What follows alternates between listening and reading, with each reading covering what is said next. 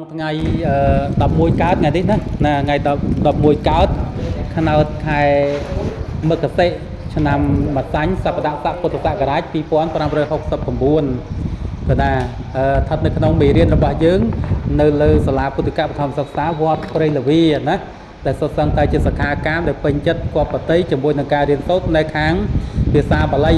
ឥឡូវអ្វីសពគ្រប់បែបយ៉ាងគឺឈានចូលដល់មេរៀនបន្តទៅទៀតស្ថិតនៅក្នុងអញ្ញស័ព្ទដែលអញ្ញស័ព្ទនោះគឺខ្ញុំកណាបានបង្ហាញរូបភាពពីមុនមកបានពីរហើយណានៅក្នុងពងលឹងហើយនឹងអត្ថិលឹងដល់ឡែកថ្ងៃនេះគឺយកមកបង្ហាញប្រកេននៅក្នុងអញ្ញស័ព្ទដែលប្រព្រឹត្តទៅនៅក្នុងអ្នកពងសកលឹងហើយបន្តមកទៀតគឺមានអញ្ញតមៈស័ព្ទអញ្ញតមៈស័ព្ទក៏បំបែកបាន3លឹងដូចគ្នាពងលឹងមានន័យថាសម្គាល់នៅក្នុងភេទប្រុសរីឯអត្ថិលឹងមានន័យថាសម្គាល់នៅក្នុងភេទស្រីហើយដល់ពេលអ្នកពងសកលឹងនេះស្ទើប្រុសស្ទើស្រីស្រីក៏មិនស្រីប្រុសក៏មិនប្រុសគេឲ្យឈ្មោះថាអ្នកពងសកលឹងហើយភាសាសពថ្ងៃគេហៅថាពេដីឬក៏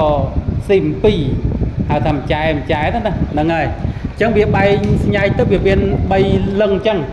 ណាដូច្នេះអញ្ញស័ព្ទដែលស្ថិតនៅក្នុងពងលឹងគឺរូបភាពយ៉ាងម៉េចយ៉ាងណាក៏បានប្រកេនរួចរាល់ហើយសខានឡើយស្ថិតនៅក្នុងអញ្ញស័ព្ទដែលស្ថិតនៅក្នុងអ្នកពងសកលឹងហើយបំបែកយ៉ាងម៉េចហើយបើនៅក្នុងសភៅឬកណាទូប្រកេនអញ្ចឹងថាអត់មានទេអ្នកប្រាជ្ញទាំងឡាយទាំងពួងលោកបានរៀបរៀងហើយបានបញ្ជាក់ថាស័ព្ទទាំង10ឬក៏11ស័ព្ទតាំងពីអញ្ញតមៈអញ្ញតរៈអេកតមៈអេកៈអេកច្ចៈអីជាដើមហ្នឹងគឺបំបែកដូចជាយៈស័ព្ទមានន័យថាយៈស័ព្ទបំបែកយ៉ាងម៉េចគឺស័ព្ទទាំងអស់នោះពាក្យទាំងអស់នោះគឺបំបែកយ៉ាងនឹងដែរណាប៉ុន្តែដោយសារតែកណាយកមកដាក់ប្រកេននៅក្នុងក្តារខៀននេះគឺដើម្បីឲ្យកាន់តែច្បាស់ឲ្យរឹងរឹតតែវាយល់ឲ្យច្បាស់អំពីស័ព្ទទាំង12នោះដែលស្ថិតនៅក្នុងអនិច្ចមៈស័ព្ទដោយអនិច្ចមៈស័ព្ទនេះគឺមានន័យថាសំដែងសេចក្តីមិនទៀងទាត់ហើយមិនដាច់ស្រេចណាវិសេសនៈសព្វនាមដែលសំដែងសេចក្តីមិនទៀងទាត់មិនដាច់ស្រេចហៅថាអនិច្ចមៈស័ព្ទមាន12គឺយៈឯណាដែលអញ្ញតតេទៀតអញ្ញតមៈអញ្ញតរៈណាមួយម្នាក់បរៈដតេទៀតអបរៈដតេទៀតផ្សេងទៀតកតរៈកតមៈណាមួយម្នាក់អេកៈពួកមួយអេកច្ចៈអ្នកខ្លះពួកខ្លះសាពៈទាំងពួងទាំងស្រុងទាំងអស់កੰណានណាដោយមិនដាច់អ្វីមានន័យថាមិនប្រកបទៅលើអ្នកណាទេបុគ្គលណាទេឬក៏វត្ថុណាទេណាអញ្ចឹងយៈស័ព្ទបំបែកយ៉ាងម៉េចពាក្យទាំងអស់ហ្នឹងគឺបំបែកយ៉ាងនឹងដែរឥឡូវចូលនៅក្នុងអញ្ញស័ព្ទក្នុងអ្នកពងសកលឹងបំបែកដូចនេះបំបែកយ៉ាងម៉េចណារូបភាពនេះគឺបឋមឯកវចនៈទៅជាអញ្ញੰពហុវចនៈអញ្ញានិណាអានថាអញ្ញានិទុតិយឯកវចនៈអញ្ញੰព្រោះណាអញ្ញានិដូចជាកុលានេះអញ្ចឹងដល់ផ្លែគ្នាគ្រឿងចំណាំងាយចាំដោយកណាបានទូប្រកេនថាពងលឹងគឺមានស្រោជាគ្រឿងចំណាំហើយដល់ពេលអត្ថិលឹងមានស្រអាជាគ្រឿងចំណាំហើយដល់ពេលអ្នកពងសកលឹងគឺមានស្រអាងជាគ្រឿងចំណាំហើយផ្នែកខាងពហុវចនៈគឺក៏ខុសគ្នាបន្តិចទេណាឲ្យតែប៉ិនចាំគឺប៉ិនចំណាំគឺប៉ិនចាំហើយឲ្យតែយើងបកកាយចំណាំហើយបកកាយចំណាំត្រូវធ្វើម៉េចគឺឲ្យប្រមូលអារម្មណ៍ហៅថាសមាធិចិត្តហ្នឹងឲ្យវានឹងឲ្យថតនៅក្នុងមេរៀននេះគឺងាយចាំចាប់ចាំដូចជានៅក្នុងពុស្ដាជាដើមសង្ឃហុអសង្ឃហុសង្ឃហេតេនេះអសង្ឃហេតាំងអីសពគ្រប់បែបយ៉ាងអូវេទនាណាវ័នចុះវ័នឡើងវ័នចុះវ័នឡើងបើមិនពូកែចំណាំទេផ្ទៀងផ្ទាត់ទេអាចនឹងច្រឡំគ្នាច្បោកច្បល់ពួកពាក្យទាំងអស់ហ្នឹងវាជ្រីគ្នាវាដូចគ្នាប៉ុន្តែវាមានការលើកដាក់ចូលឡើងយ៉ាងណាមិញគឺអានេះគឺអញ្ចឹងដែរស្រួលណាបឋមឯកវចនៈអញ្ញੰពហុវចនៈអញ្ញានិទុតិយឯកវចនៈអញ្ញੰពហុវចនៈអញ្ញានិតតិយឯកវចនៈអញ្ញេអ្នកដូចនៅក្នុងពងលឹងអញ្ចឹងពហុវចនៈអញ្ញេហេចតតឯកវចនៈអញ្ញសੰពហុវចនៈអញ្ញេសੰអញ្ញេសានੰបញ្ចមិឯកវចនៈអញ្ញស្មអញ្ញមហាពហុវចនៈអញ្ញេហេឆាថៃឯកវចនៈអញ្ញសពហុវចនៈអញ្ញេសੰអញ្ញេសានੰសតមិឯកវចនៈអញ្ញស្មអញ្ញមហិពហុវចនៈអញ្ញេសុណាគឺរូបភាពនេះស្ថិតនៅក្នុងអ្នកពងសកលឹងអញ្ញស័ព្ទហ្នឹងអាហ្នឹងអស់ហើយអញ្ញដែលប្រែថាដតីឯទៀតឬក៏ផ្សេងទៀតណាផ្សេងពីគ្នាដតីពីគ្នាណាឥឡូវចូលមកដល់អញ្ញតមៈស័ព្ទវិញម្ដងអញ្ញតមៈស័ព្ទក៏ប្រែវាជ្រិះនឹងដែរ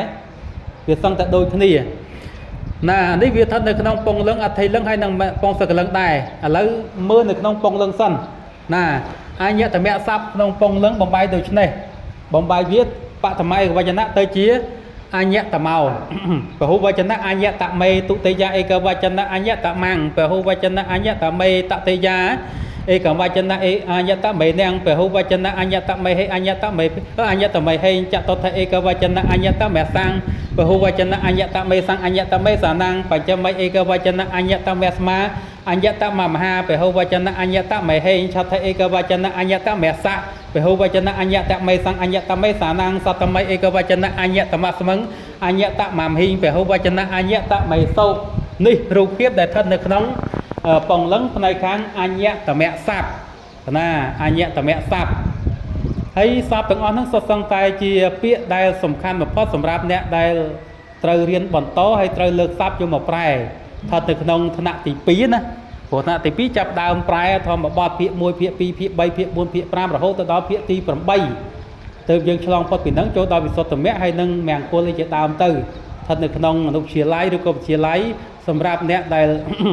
ចង់ស្គាល់រសជាតិភាសាបាលីតែឥឡូវនេះជាស្រទាប់ដំបូងជាជំហានដំបូងសម្រាប់សិក្ខាកាមយើងដែលត្រូវ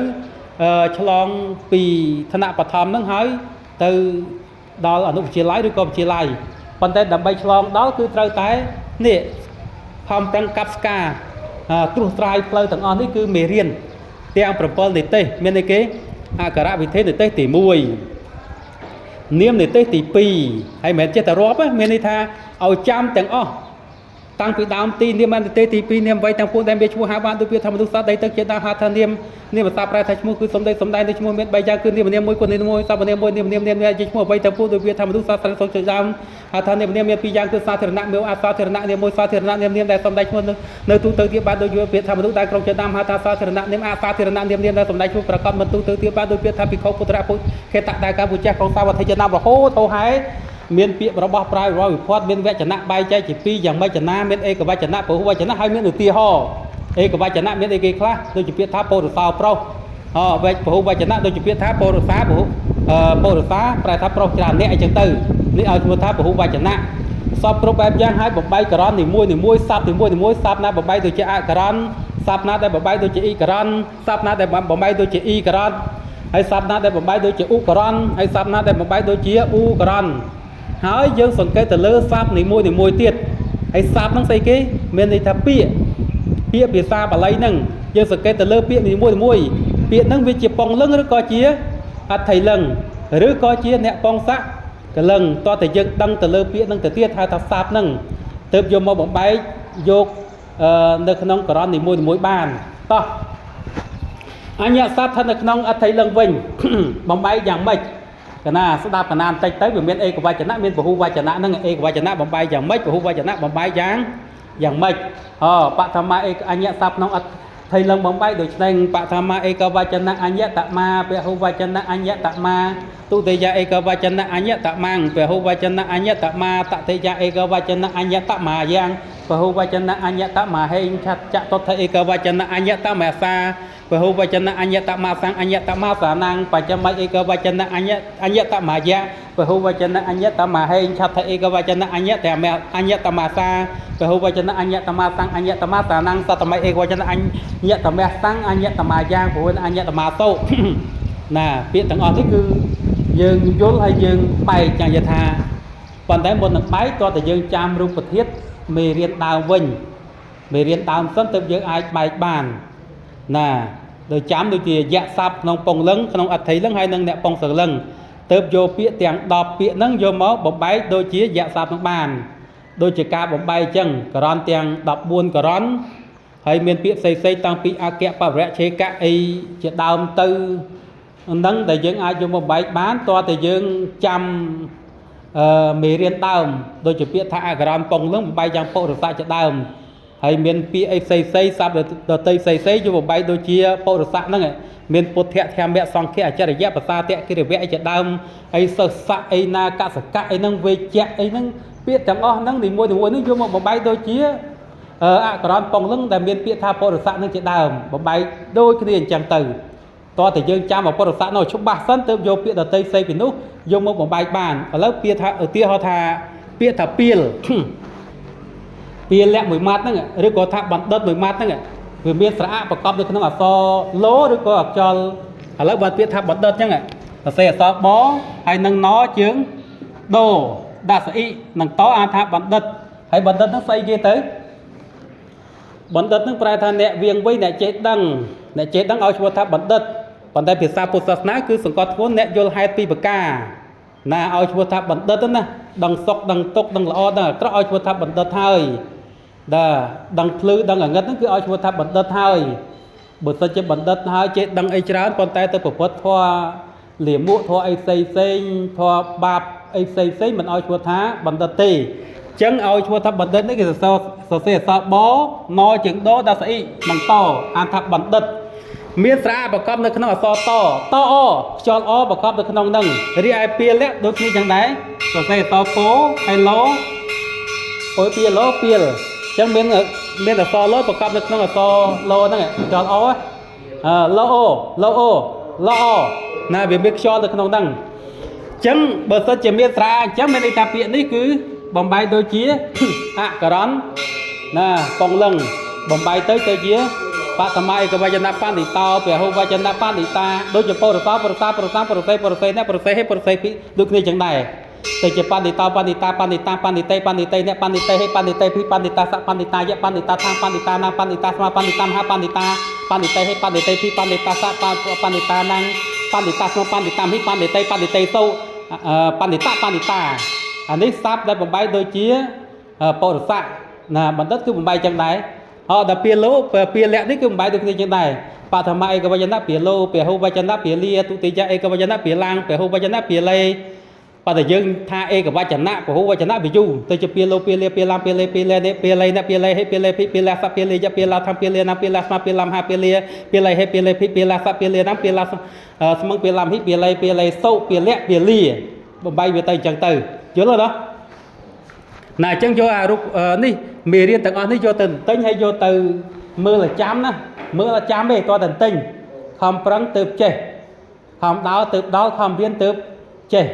ធ្វើអ្វីធ្វើឲ្យពិតទៅផលប្រឌិតបានដោយបំណងបើទៅចេះស្ទាក់ចេះស្ទើរល្ងីអត់បត់បើចេះមិនប្រកបប្រាក់អត់រត់តាមហើយហើយយើងច្បាស់ការទៅយើងធ្វើអ្វីក៏បានហើយមានផលប្រយោជន៍កើតចេញពីអានិសង្សនៃការសិក្សារៀនសូត្រហើយបានសុខស្រួលបានសំណុកខ្លួនដោយសារចំណេះដឹងយើងបានប្រឹងប្រែងរៀនសូត្រតាំងពីនៅតូចក្រូចឆ្មាអញ្ចឹងមកថាវ័យតូចវ័យកុមារភាពហ្នឹងគឺមានតែការសិក្សារៀនសូត្រទេហើយបើយើងដើររំលងដើរវៀងពីការសិក្សារៀនសូត្រនឹងទទួលបានផលជាអវិជ្ជមានន័យថាលំបាកខ្លួនជាខាងក្រោយហើយណាអញ្ចឹងប៉ុណ្ណឹងចុះអេវ៉ាំងដោយសារតែយើងបានវិរិយកាំងដើម្បីបណ្ឌបាតស្ថិតនៅក្នុងវេលាពេលព្រឹកហើយអរប្រគុណខុសឆ្គងយ៉ាងម៉េចយ៉ាងណាមិនដេចណាសូមសំណាក់ខន្តីវិទ្យាស្រ័យអំពីសំណាក់នៃពហុសោតនិងវាគ្មិនទាំងឡាយទាំងពួងដែលមានការយល់ដឹងច្បាស់អំពីភាសាបាលីច្រើនសូមគោរពអរគុណនិងសូមអរគុណ